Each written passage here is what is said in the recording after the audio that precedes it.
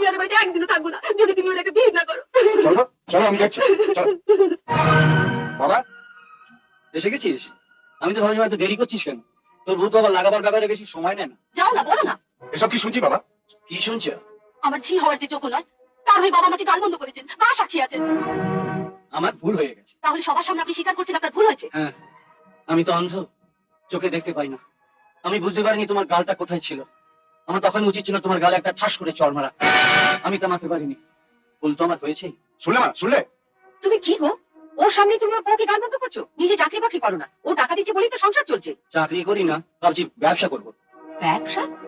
তুমি চোখে দেখতে পাও না, তুমি আবার কিসের ব্যবসা করবে? ভেড়া বেচবো। ভেড়া? ভেড়া বেচবে? আমাদের বাড়ির পাশে একটা মাংসের দোকান আছে, শুনেছি ওরা ভেড়া কিনা বেচা করে। কাল ওদের মালিককে ডেকে নিয়ে তোমার নিজের ছেলেকে দেখাবো। আমার মনে হয় ওদের 4 পেয়ে ভেড়া আছে, তোমার 2 পেয়ে ভেড়ার দাম আমরা বেশি দেবো। তুমি আমাকে ভেড়া বললে? ও, তুমি বুঝি দেখেছো দোকানে পাঁঠাও বিক্রি হয়? তা বাবা, তোমাকে পাঁঠা বললে তুমি কি বেশি খুশি? মা, তুমি শুনলে? সবই হতচারির জন্য।